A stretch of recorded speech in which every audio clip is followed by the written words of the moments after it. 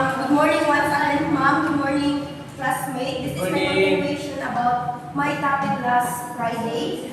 This is the last species under the cystode, the Rhydetina species.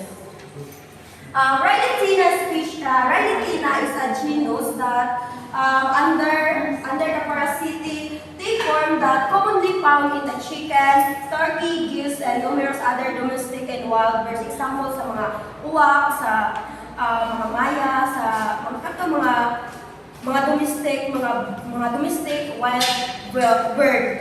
Dili siya directly maka-infect siya sa human unless kung imo siya ma-ingest nimo ang intermediate host. And also this is worldwide found. Dili lang ni siya diha nga specific area kundi ang distribution sa iyang sa iyang disease is makita siya everywhere in the world, worldwide. And of course, commonly ni kini na type of parasite sa traditional poultry ka.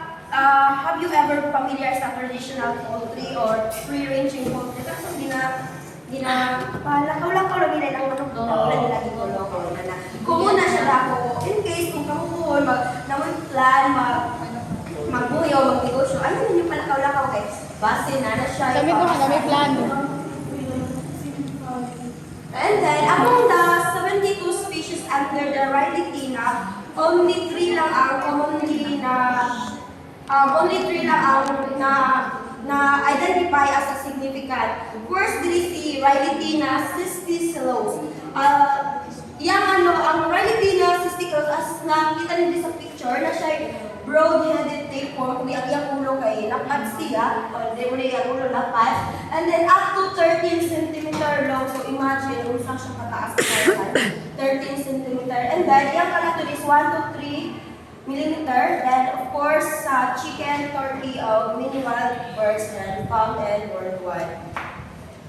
Second is Rhydetina echinobotrida, the nodular tapeworm nodular ni siya diri. So kung ma-infect ka magka-post ka ganito commercial butlig ka to, siya mga pa-convex ang iyang form pag ma-attach niya ang Buni.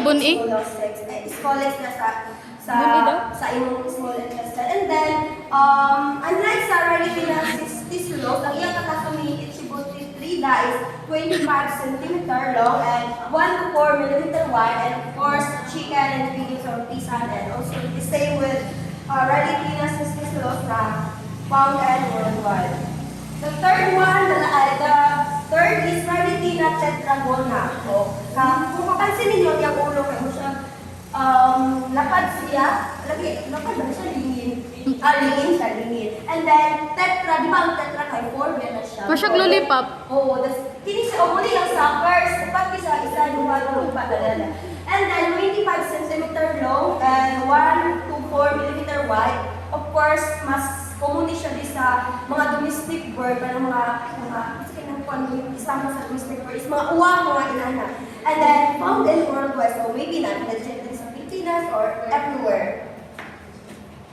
The same with Hymenolithus diminuta and the Rhydetina is required 2 hosts in order for them to reproduce or to survive. Ang intermediate host ni Rhydetina is mga amigas, ground beetles, kanang mga bakukang, and scarabate beetles, darting beetles, or kana sila mga beetles is family lang na siya is sa common term sa Bisaya kay kanang bakukang. Kining darting beetles is mo ni siya kita katong black bug.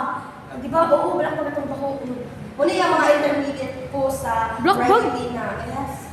And then the definitive host, which is the final host, is mga birds like akong giinferize.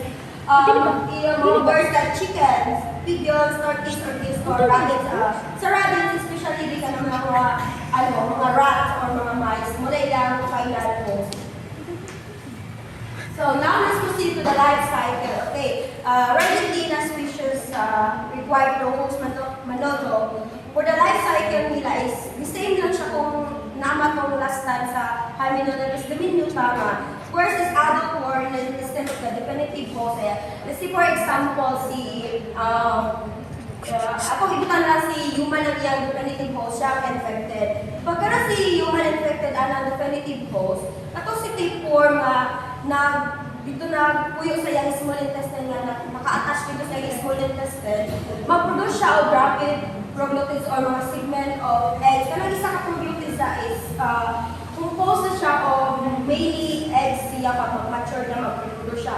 And then pag once na ma-mature na to or ma-produce that egg, magawas ang egg through sa feces sa tao, like kanina example, kana siya ng tao kay wala sila proper sanitation, nagpataka lang siya libang. So of course, na kung ka-infected man si